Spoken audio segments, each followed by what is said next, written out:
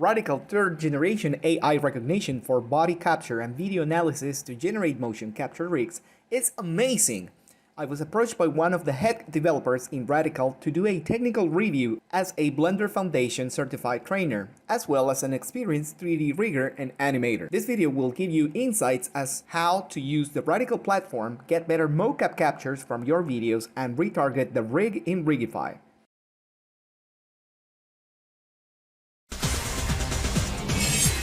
Alright, this is another fantastic technical review, as a matter of fact, for the platform getrad.co. Up here in this panel, if you visit the website and register, you will get the Explore tab, the Projects tab, this is where you will be uploading your stuff, the Learn tab, this is where you can get better advice on how to shoot your videos or how to upload your references into the platform. And here are other people's videos that are already testing the platform, such as in this case, for example, this one right here.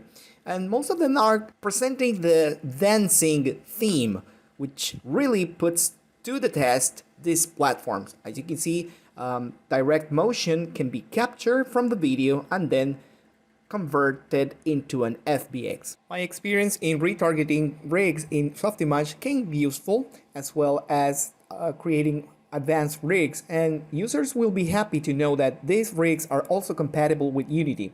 And I will be testing this model for this video demonstration. As always, I will be happy to answer all of your questions in the comment section below. Subscribe now to get instant notifications when I upload more quality content. Hit the bell button as well. Alright, so let's go to the interface walkthrough. So you can see here the Gen 3 samples. Right now they are on 3.1, so they are constantly creating new updates, developing new updates for the platform itself. Up here you have the instant notification icon where you can get the latest news from them. And you have two buttons up here. You can just click on this upload. Now we're going to create a brand new project. So I'm going to be calling this one Dance Test Number 1. And of course you would want to put a description here. This is for your own use. Remember, this platform is like a collection of your shots, so please be as descriptive as possible. As soon as you click record or select a video, you will be greeted with this dialog where you can upload or directly record your screen. But in this case, we do not want to do that. Of course, you have different options to use, for example, your Dropbox storage, your Google Drive, even your device, which is what we want to use. So I'm going to click here. I'm going to upload a file, a video file. Of course, this one is going to be also a dancing video. So you will wait for the platform to upload it. You can see the progress down here. Of course, you can like other people's creation, and also there are metrics to help you see how people are reacting to this. But once it's finished, you get notifications right here in the notification bell icon area. And as you can see right here, the AI did the heavy lifting for us and started to track every moving part of the body from this video clip. I did this as a test, as my first test actually, because I wanted to know how the AI will recognize the depth. As you can see, the camera is going in and dollying out. Dolly in and dolly out. And besides that, there are 3 different dancers. I wanted to know which one the AI will track. And everything was done completely by itself. I didn't have to do anything else. I didn't have to target anyone. I didn't have to put any kind of controllers. The AI did this all by itself. So that's amazing. Just right out of the box, you're getting your video recognized with body tracking. In here, you can read about the FPS and the frame durations that these clips have. And I already wrote for myself the notes that this video is slowed down by 25%. Now I'm going to download it with the FBX format. I have known that they are going to include BBH in the next time.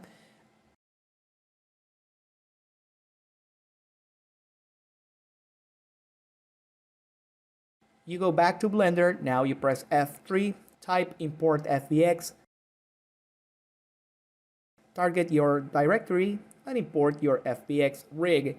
Now this one will come on frame 1 on the T pose, as you can see it right here. If you go to frame 2, then obviously it's going to start moving. But now let's place the duration of our entire keyframe session, or recording actually. And now we can see that this is centered to the center of the world. If we go to edit, we need to know what the target names of the bones are going to be. What is the name space that they have? So if you click here, you'll see that this is named L femur, and this one is called L tibia. Okay, that's the name. But if we were on Blender, this would be renamed with femur.l and tibia.l. Now this is all for purposes of sharing libraries, retargeting action clips, faster animations in less time. You get me, right? This is an advanced tutorial, so I will not be going into details for those. So switch to your NLA, and from there you can see that all of the keyframes that have been baked from the original motion capture are here, but they are still on F curve keyframes, and we would like to push this down to the NLA. Okay, so you can check them all here. To many of you, this will be daunting, but if you work on this, then this is what you need to know. First of all, the action clip editor is right here, so you can rename your action accordingly. Then if you click on push down, your F curves will be converted to an NLA clip, and this is useful for mixing, editing parts of your mocap that you do not want. Okay, so the next thing we're going to do is to set the background. So I took the liberty to go into a video editor like this one, and then I slowed down the entire clip for around 40%. In this way, what I'm doing is sending this exact video to the Radical Motion platform, and then the AI will analyze this video very slowly, because as you can see, all dancing videos are very fast moving, and any AI, as a matter of fact, will have trouble reading that. But if you slow down that video and then later on you use that same amount of speed in the NLA and then fast forward it, then you will get back your original speed. So right now what I'm doing here is to bring this video to the sequencer, to the video sequencer in Blender. Now I am going to export it with that original slowed down speed. And meanwhile, we can open a new Blender scene, set it to 30 frames per second, because that's the speed that we sent the motion capture data to the platform. Import the FBX again. Once again, we're right here on frame number 2. We can see the movement has started, and we can scroll the timeline head, and you can see again we have this F armature action. So what it means is that this first part that you see right here, the armature, that's the name of the NLA channel. The second part is the object itself, and the third one it's the action name. So this is something that they already corrected. I'm not here to point them that they did things wrong. I'm here showing you what I found that it will be helpful for all of the Blender users that need advanced rigging tools like this one. So it was a very heavy lifting work for this platform in this case, because I spent around this started like last year around this time. So it's been almost a year that back and forward communications, the technical aspects of this, exporting, importing the rigging nomenclature names, and in the end has been a very rewarding experience. This is what it's all about for me as a technical artist, 3D animator, and I'm really happy that all of these tools are available now to be used for Blender as well. So let's continue here. So right now what we did is to rename the rig as mocap rig. Now I'm going to bring the background, the one that we exported before. It's right here. This is a special object which is called background image. it isn't empty, but it has a special property, so you can check here where you want to be displayed this at. So right now I'm going to set it to front, and I'm going to pick an image sequence, and from that image sequence I'm going to target the right directory, and of course I'm going to write the frame durations of the clip. So now if you scrub back and forth, you will get your correct background display. So also make sure that if you want it in a 3D view, you can check display perspective so that you can see it as well. Now let's rename this. Please, of course, rename everything. You can also mark transparency. Let's play with the opacity right here. So we have our target ready, our rig ready, and it lasts for around 675 frames or so. And right now we're going to talk about this, the F-curve animation. It's going to be pushed now to an NLA clip, and in soft image theme like I did here. That's why you see this interface is white. The clip is specifically in a green color. Okay, so you can come here to the properties, you push N, and then you come to the properties of the clip, and then from here you can restore back the original speed of the clip if you want, if you need. Of course, our background image is still slowed down, and this will give you the opportunity to match it. In the final result, you can export double the speed, triple the speed, whatever you need, okay? So you can also move this playback scale. So once you match the speed, now it is just a matter of scrubbing this back and forth, and you will see that your FBX capture animation will play back just fine. Look at that, it's just fantastic.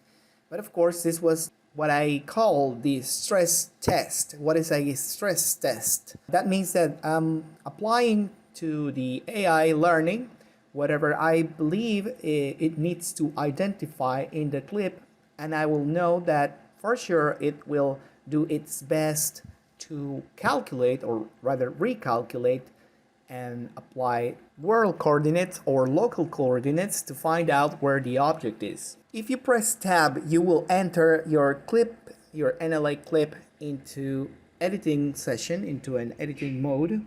And from there you can see the F curves in a graph editor. This is what it's called, graph editor. I still call them F curves because in the end, at the end of the day, that's what they are. So you can manipulate with these keyboard shortcuts the space. And many people get daunted by this, but you know, it's just the frame, it's a keyframe every frame.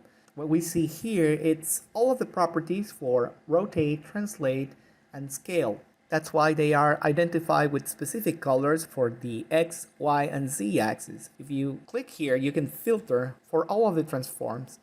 That way you can separate your search better. So we're going to leave that as default. And as you can see, for example, this bone is called clavicle. Every bone has its name, and you can find all of the transformations baked into this FBX. So I'm going to look for the root, and I can see that this is the scale parameter. 0 represents X, 1 represents Y, and 2 represents the Z axis.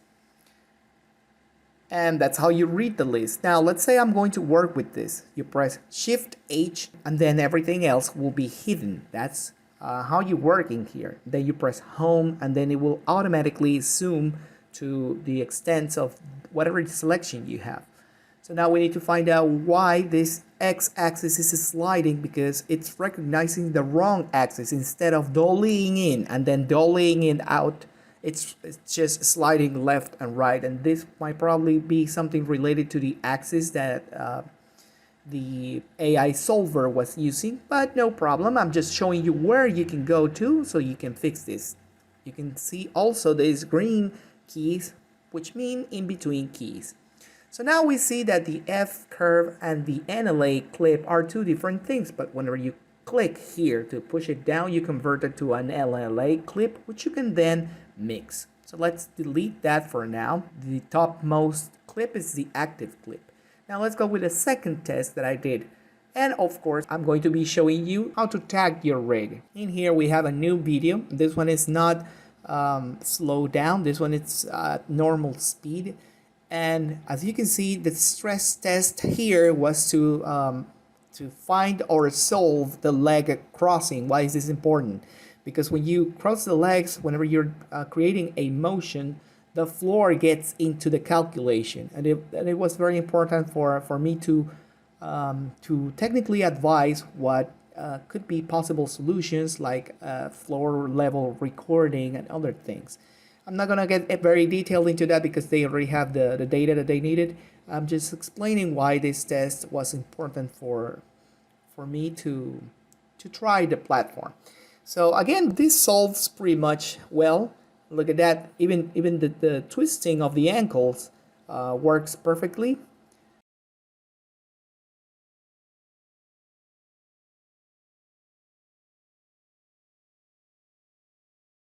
It kind of goes back just a little bit, but I guess that's because the calculations against the background were too clean. It didn't have, the AI didn't have anything to contrast it to, and therefore the AI continued to solve that without the floor level correctly aligned to the foot. So it is most likely that the camera needed to have more floor to get the tracking better. But in this case, it was specifically at floor level, so it didn't get much data from that, much depth, if we can say it so. Alright, so again, we continue to do the same process. We need to generate the background. We go to the sequencer, create the output directory, render the animation. It will render the exact same video clip. And this is also another technical advice. Do not use MPEG compressed files. Please use image sequences. If they are slowed down a bit, the better. But this one right here was, just as its regular speed. So as you can see, straight out of the box, 1-to-1 matching frames. It works marvelously. Now this was the time when the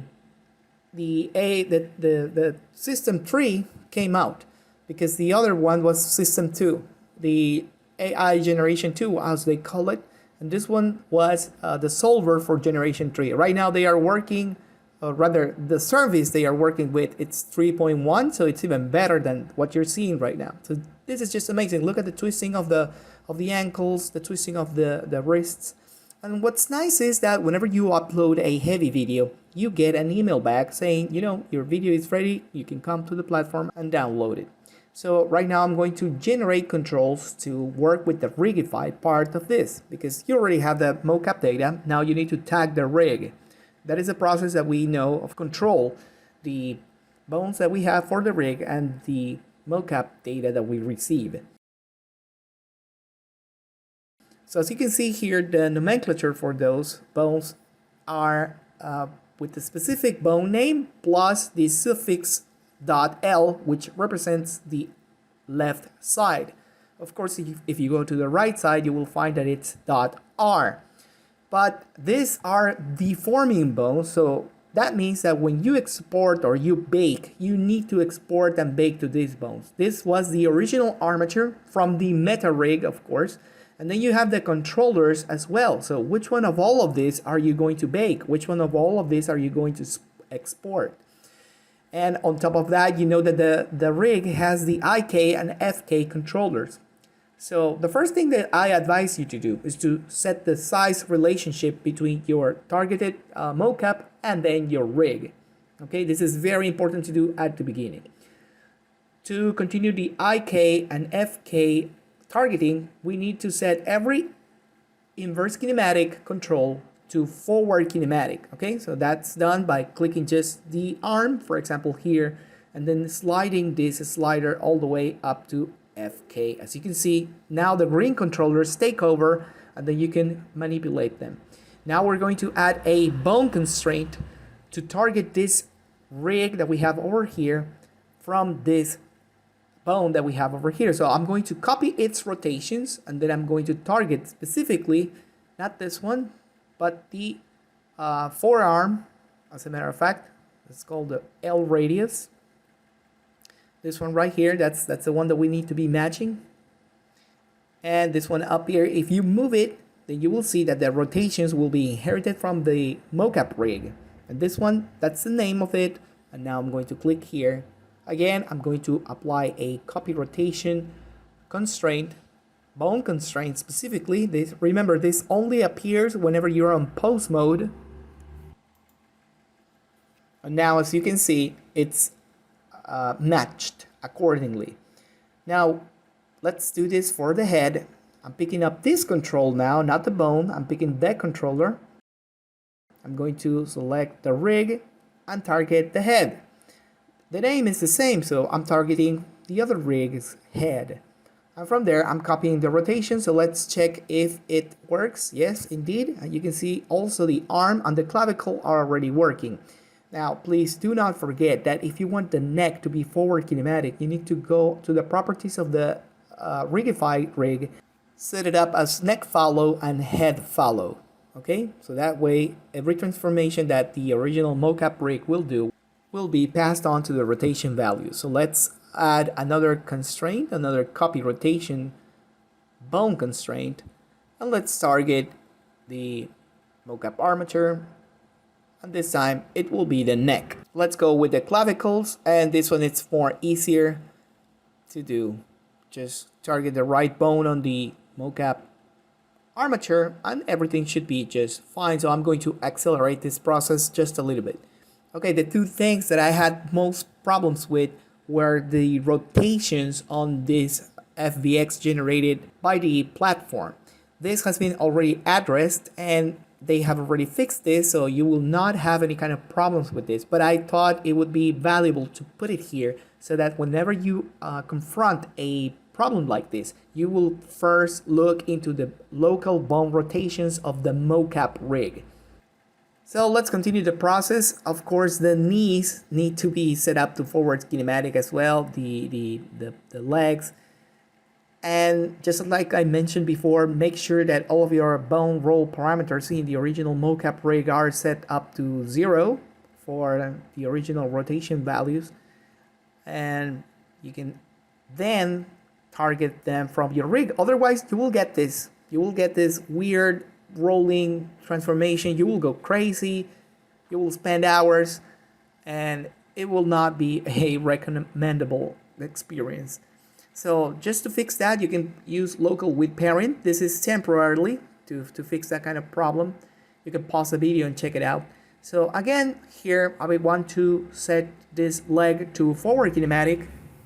So again, here I am placing the forward kinematic slider to control the leg with these green controllers, and then target the mocap rig.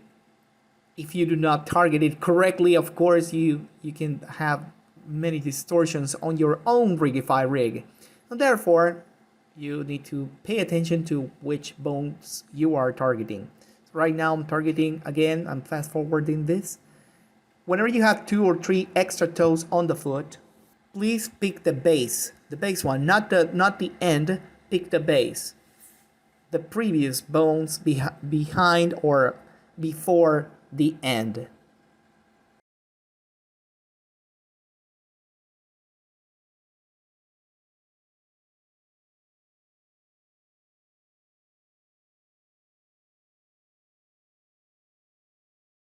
Anyway, so what we're seeing here is a correct result of what we would expect from a mocap retarget rig.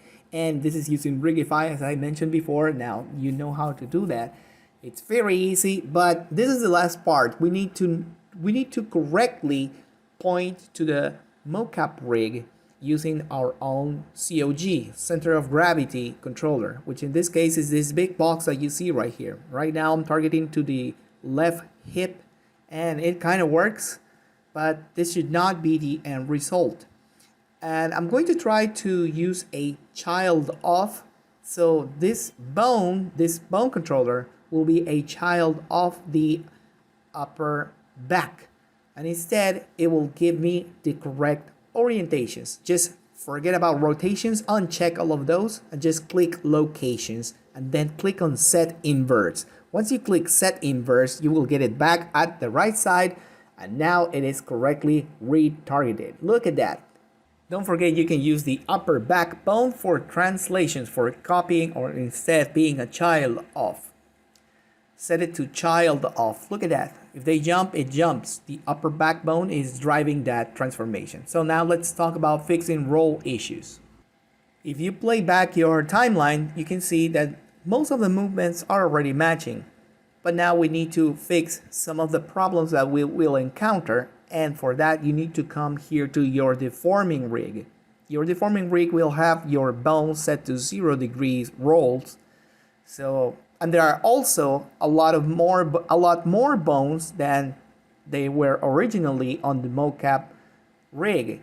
And as you can see here, the clavicles are not correctly aligned, and that's a problem we need to address. So sometimes you can fix that by coming here into the roll, by editing the bone and then coming to the roll parameter. Or you can also come into the mocap rig and then fix the roll control there.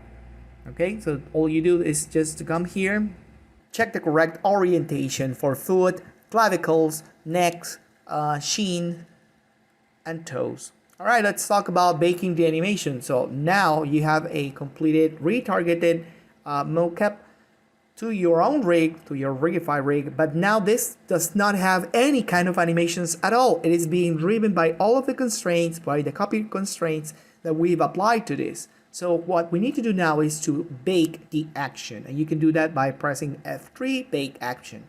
I want you to put pause on this because I really need you to read this, because it took me almost quite a while to understand how this works. But it is basically what you see here. Mark everything as you see here, put pause on the video, read this as well, and then you will get no doubts absolutely about how this bake animation is driven. This answer is not available anywhere else, not even on the own user guide, so it took me quite a while to find the correct settings for this. Of course, if you are unsure of everything else, just mark everything and just, go with it. Just go with bake. And then you will have F curves and also an NLA clip. So everything is there. So you can see there the timeline, the dope sheet with the action editor, and of course the F curve down below. So now let's try in another way. Let's say that we want to bake only the controllers. We are not going to target or select the bones. This time we're targeting the controllers. Mr. Schiller, is it possible to bake the controllers alone? Yes, it is. As you can see right here, this is what I am demoing. And in turn, those controllers are baked as F curves. And you can also have them here in the action editor as actions. And of course, you can push them down as NLA clips. So look at that. It's all just fantastic. From there, of course, you can speed them up, mix them, replace actions, whatever you need to do with your animation.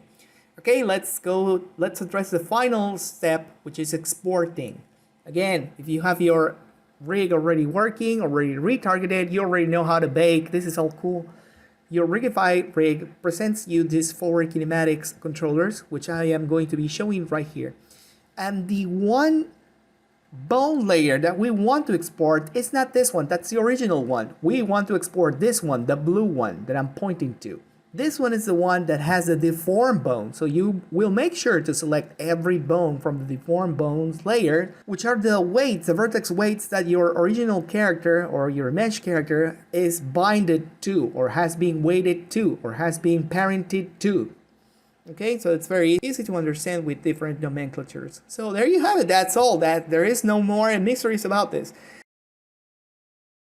This is a huge summary. I'm not going to read it, but I really want to consider this guidelines, general guidelines that you will have whenever you're approaching retargeting mocap animation here in Blender. For example, you need to rig your character first, then do the weights appropriately, and then retarget. I see that most people start from the top and from the beginning, and it's just really a mess. And also it will help if you record the video and then upload it slow down to a 25%.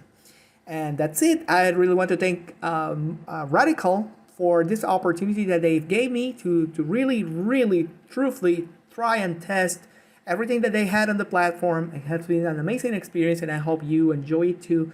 And this has been a general review for what you need to do whenever you import something like a mocap data, and how to fix it by adding bone constraints, for example, and targeting it to your Rigify rig. As you can see, it's nothing complex and everything should work just fine. Please consider subscribing for more interesting news and more tech review demos, and thank you so very much.